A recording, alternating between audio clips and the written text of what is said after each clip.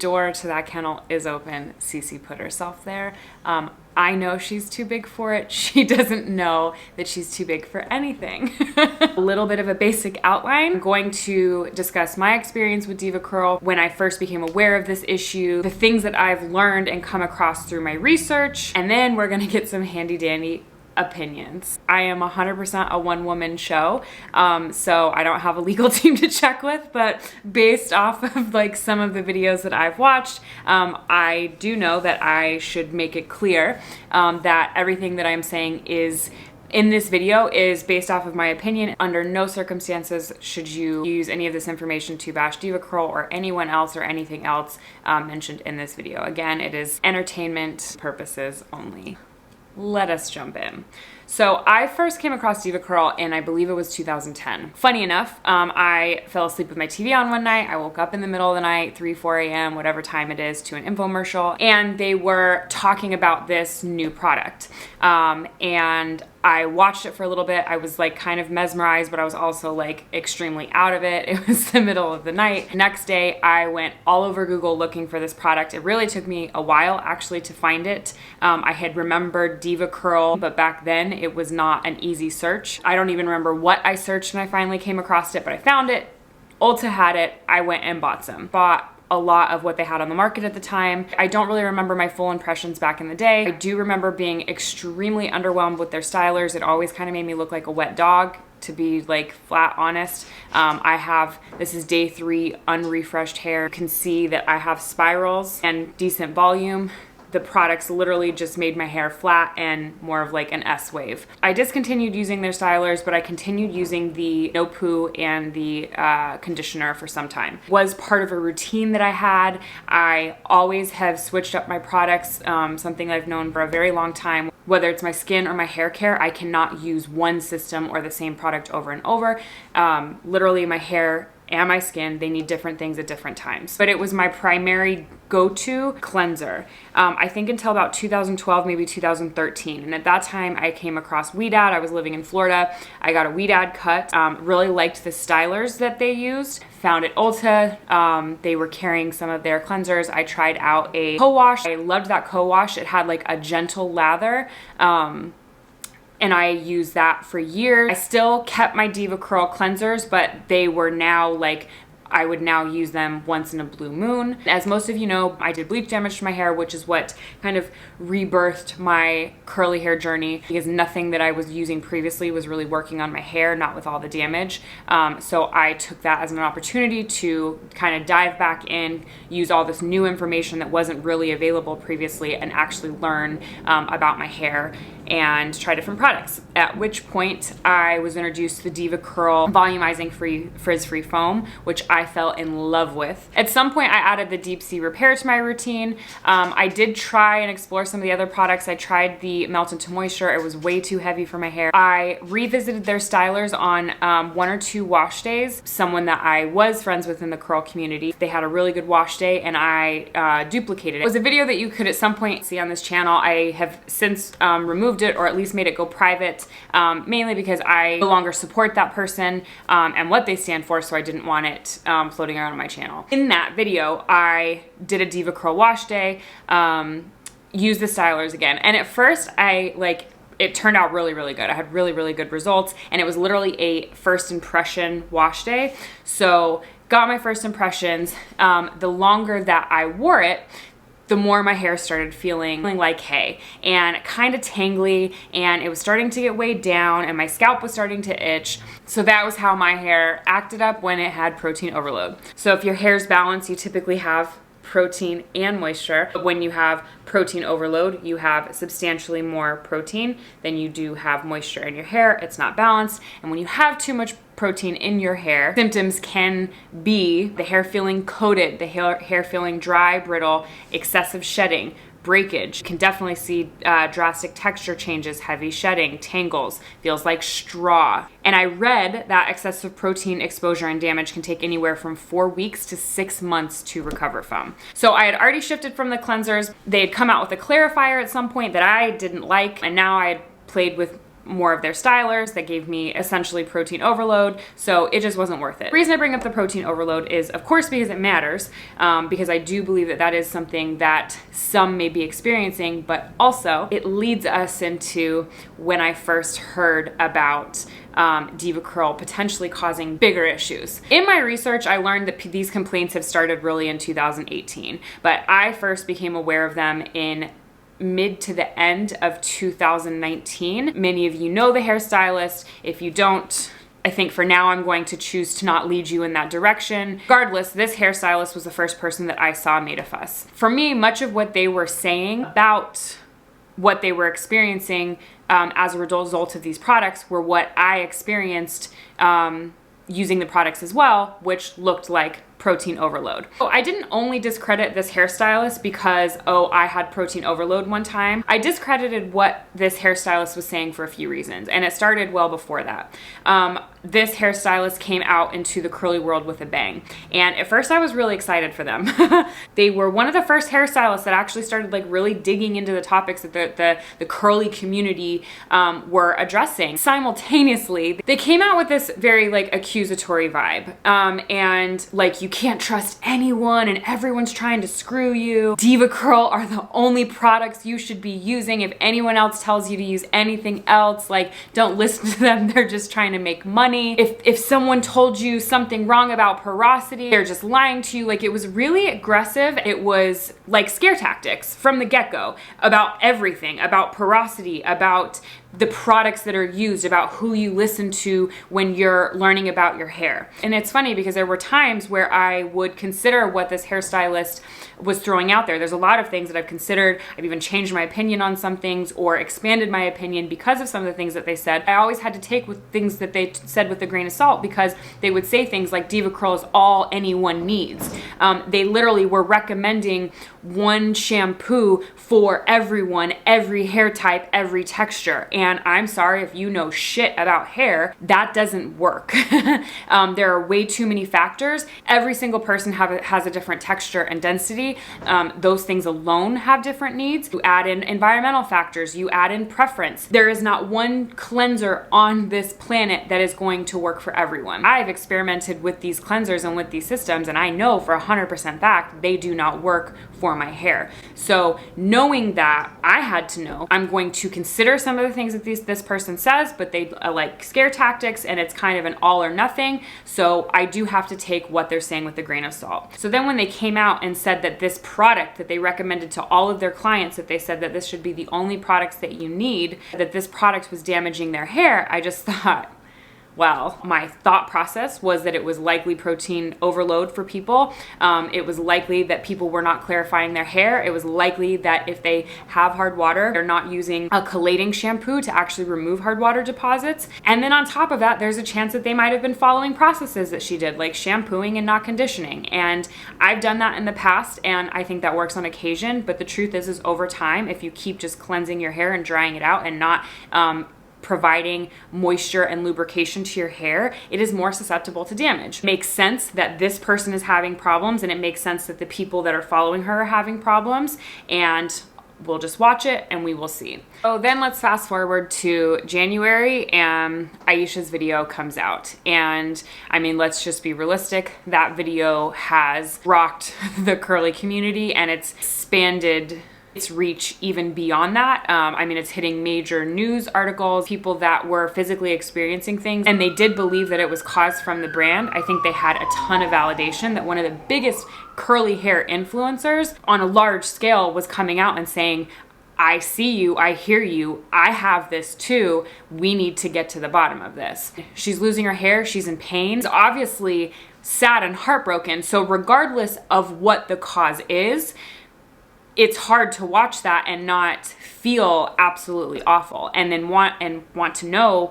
and get to the bottom of like what is actually happening. The amount of people that were coming out and saying, yes, this is the product that I've been using, and yes, this is the product that is ruining my hair. See the side effects, to people see people losing hair, hear their stories. Then also to feel this like hesitation, because the person that's like ultimately leading this is someone that has benefited from scare tactics. Couldn't help but also question the other side. And I've gone back and forth and in every direction since. My first reaction was like, holy shit, how could this happen to my Aisha's hair? My next thought was like, okay, well, is this just people not understanding their hair? So then I started asking for people's stories, and I started asking questions on my Instagram, and I started doing polls. I wanted to know how many people were also using the product exclusively. I wanted to know how long people had been using. I wanted to know how many people that were exclusive DevaCurl users were actually experiencing side effects. I wanted to know if they were experiencing side effects. Had they gone to their doctor? Had they gone to their dermatologist? Had they had their blood work? Had they had an allergy test?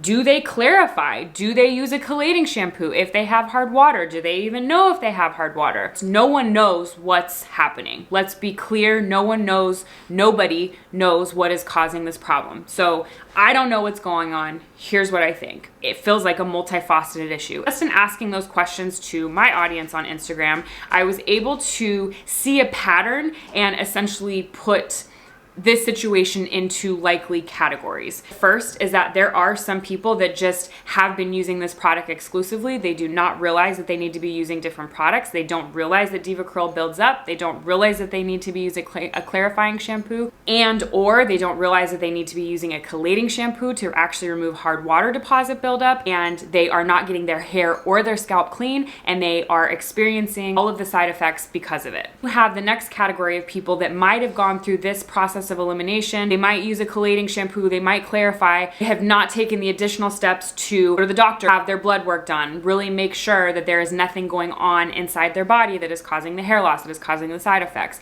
They haven't gone to their dermatologist to have their scalp tested or any of the side effects that they're experiencing. And then you have this third group of people and are saying, I have done all of those things. I am in perfect health. My dermatologist has no idea what's going on, or with my dermatologist, I've done a process of elimination and I have literally determined that the only thing that can likely be causing these issues are the DevaCurl products that I'm using. Of course, watching this all pan out, you're gonna see the criticism. The original criticism started with, criticizing the cult favorite DevaCurl and their products and that they cause damage. They don't actually help curly hair. Criticism goes, and then ultimately criticism is going to come back. People don't know how to wash their hair properly. You aren't using the products as directed. People have allergies, protein overload. If you're losing hair, it's probably hormones. Go to a medical professional. Some of these criticisms absolutely could be true, and it obviously is going to go down to the individual. But something that I found incredibly fascinating is watching this play out, seeing hairstylists, licensed hairstylists, the professionals that when we're speaking of the world of hair, the pyramid of hair care, they are essentially at the top. They are considered to be the experts, the most knowledgeable on hair care, right?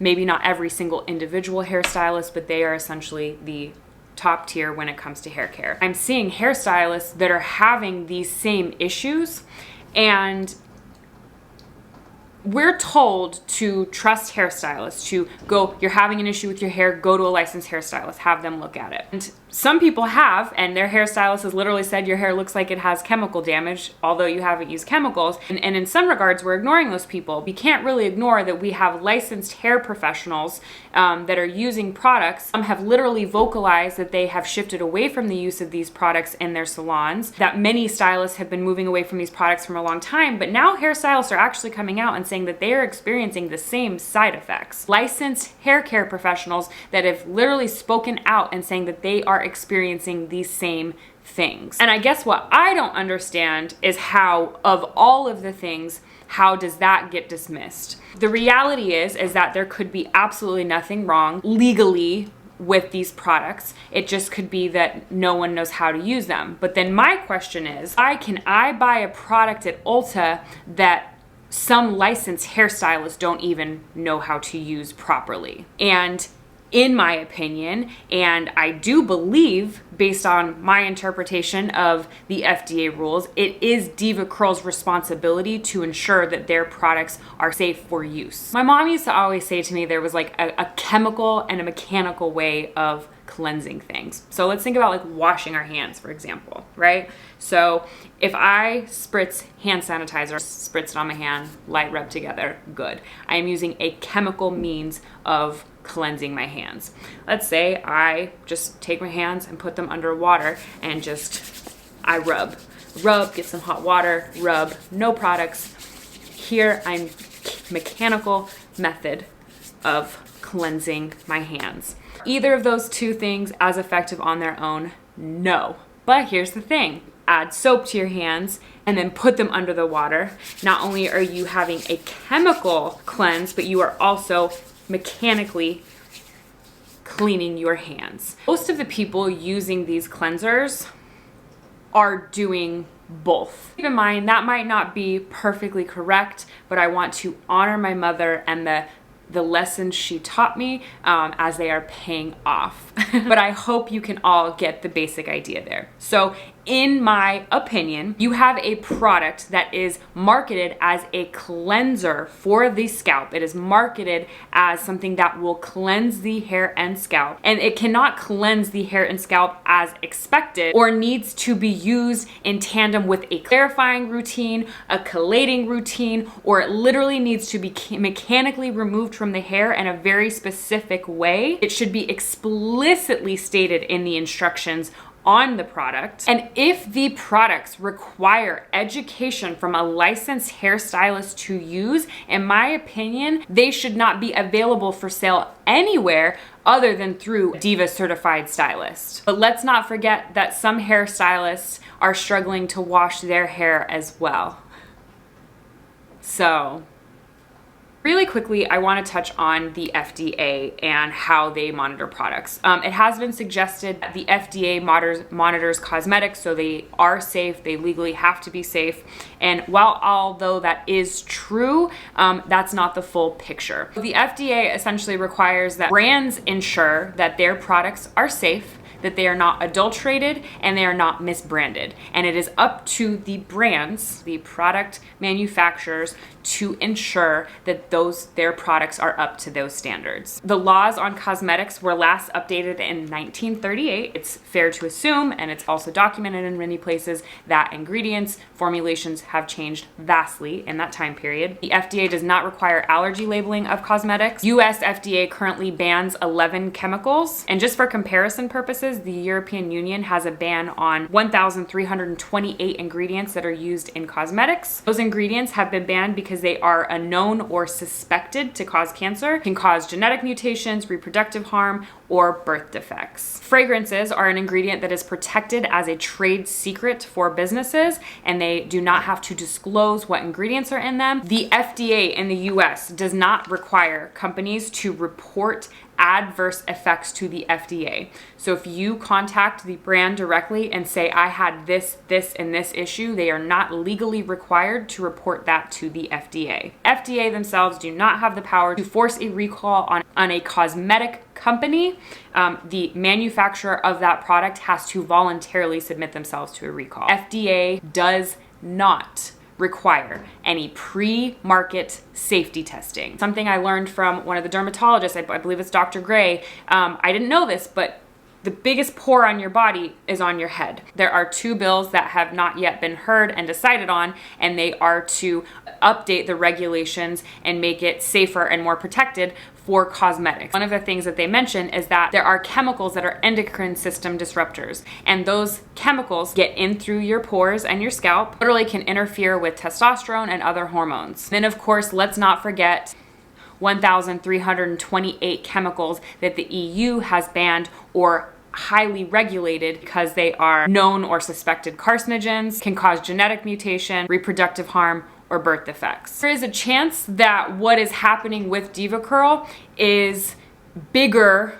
than the brand, and it could be the kind of ingredients that are going into our hair products. This is something I'm not going to get into, but I will touch on briefly. I did a lot of digging into some of the ingredients, specifically the preservatives that are in DevaCurl products, and to be honest, a ton of my favorites, and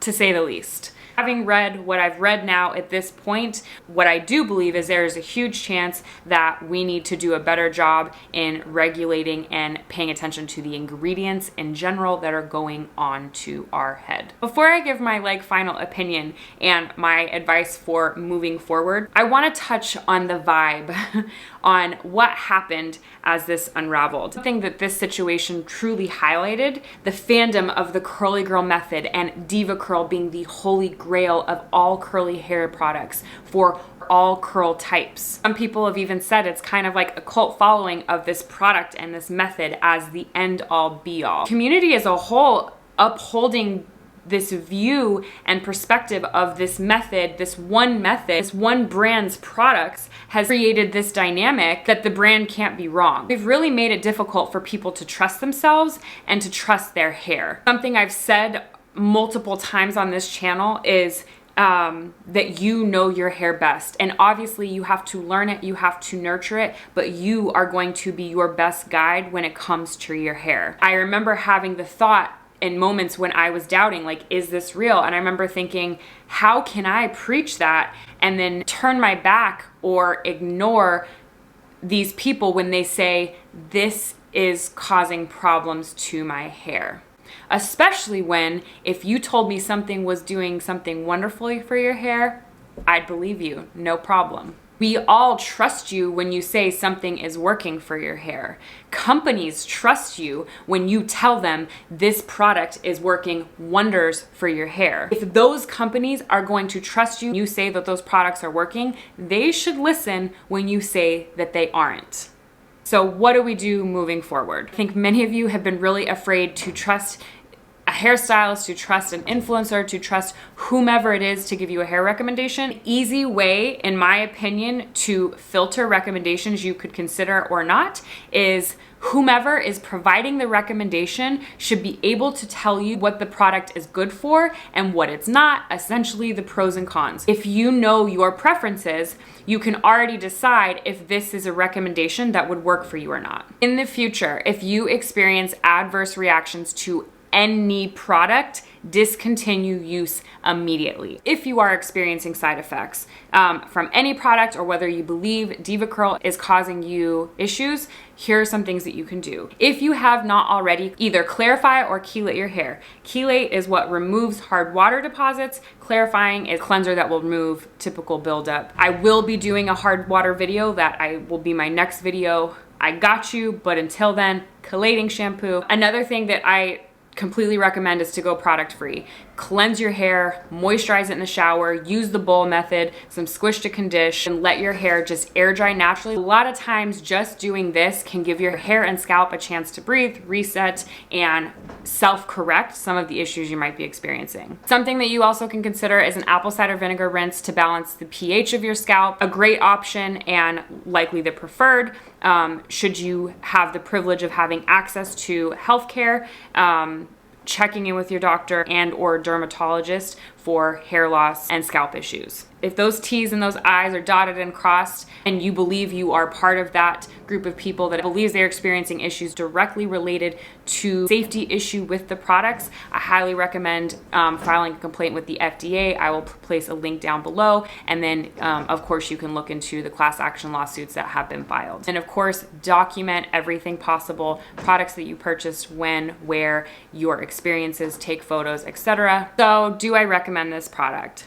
What's funny is for the last 2 weeks, I've been thinking that I knew the answer to that. And then as I've been sitting here listening to my cats fight, as I'm sitting here talking to all of you, and I think finally getting this out and working through it, I just fall back to the opinion that you have to do what is best for your hair. I can't make that decision for you. I think what's important is that you are educated, you know the things to look out for. If for some reason you do experience a side effect, you trust yourself the second that it pops up. And I think as long as you are doing that, whatever choice that you make, whatever you feel is best, is the right choice. Well, I continue the use of my 3 DevaCurl products.